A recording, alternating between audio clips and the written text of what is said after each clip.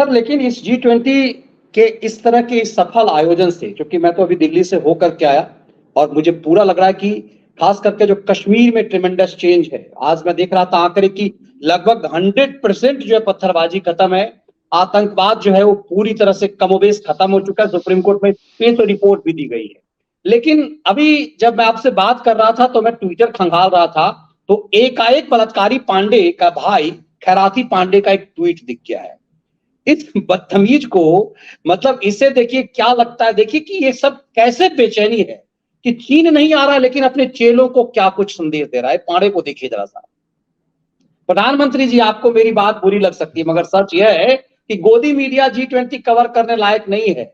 इसे नहीं पता कि आपकी चुनावी रैली और G20 में फर्क क्या है।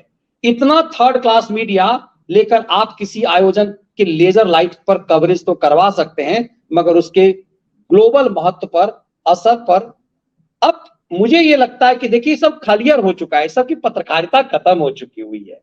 मतलब इस चिरकुट को लगता है जो लाइब्रेरी में कैसेट छापता था कि इसे लगता है कि ये जो है ये पत्रकार है। इतना ही नहीं, आपने एक वो दिया है कि जो हमारे यहाँ भगवत झा आजाद जो मंत्री चीफ मिनिस्टर थे, उसका बेटा है कीर्ति आजाद, अब इसको लठ मार करके भगाया गया पार्टी से। तो इसका दिमाग देखिए, मोदी का जब नामो निशान नहीं था तब तक मैं 3 चुनाव जीत चुका था। मतलब स्वतः अपनी तारीफ में एक विधानसभा और 2 बार लोकसभा। आपने लिखा इसका दिमाग खराब हो गया है क्या? अपने घर में मोदी के नाम के खिलाफ लगभग 5 लाख वोट से चुनाव हारा था ये। आजकल शरणार्थी प्रत्याशी के रूप में टीएमसी का खैराती नेता है ये। बंगाल में इसका कोई हैसियत नहीं, बिहार में अपने घर में लगभग 5 लाख वोटों से हार चुका है। अब सोचिए ये तुलनात्मक वोट, इन सब ये मेंटली विक्षिप्त ये सब क्यों हो चुके हुए हैं? नहीं, ये सब मनीष जी, ये सब किराए के खैराती के तौर पे इनको लगाया गया है कि इस G20 के आयोजन के समय जिस पर नरेंद्र मोदी का कद ऑलरेडी वैश्विक कद उनका हो चुका है, वजह है उस पर किसी तरह उसको कम करो, उस पर कीचड़ उछालो, उसको किसी तरह से अपमानित करो। तो ये तरह तरह के कार्यक्रम इस तरह के कर रहे हैं। तो अब ये आया, इसको शर्म नहीं आई कि 2001 से और 2023 22 साल हो गए, 22 साल कि गुजरात में लगातार केवल मोदी के नाम पे, मोदी के नेतृत्व पे गुजरात में 3 बार लगातार जिस कांग्रेस के चमचागिरी में बर्तन धो रहा है उसके, उस कांग्रेस को बुरी तरह से पराजित किया गुजरात के अंदर। और दो जिसमें जिसमें इसका बाप भी नेता था। अब तो इसको जब इस तरह से जवाब दें कि जिस जिस कांग्रेस की ढपली इसका बाप जिंदगी भर बजाता रहा, उस कांग्रेस को 50 और 40 सीटों पर नरेंद्र मोदी ने समेट दिया है, जिसको लेकर ये बता रहा कि मोदी के नामो निशान नहीं था, तब मैं नेता था, मैं सांसद था।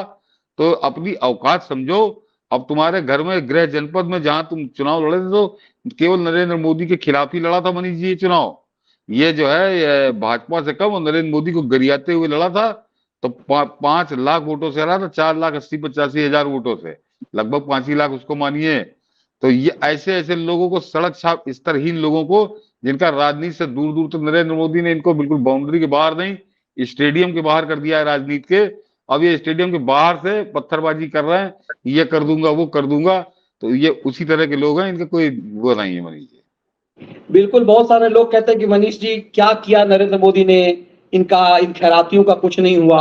ये समझिए कि ये सब पत्रकारिता के मायने थे।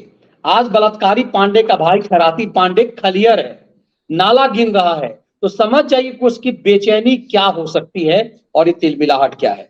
और ऐसे ऐसे नेता जो अपने आप को समझते थे कि हम बहुत इस देश के तारनहार हैं, कोई सजायाफ्ता अपराधी है, कोई बेल पे है, कोई सड़क छाप हो चुका है, तो समझिए कि बदलाव किस स्तर का है।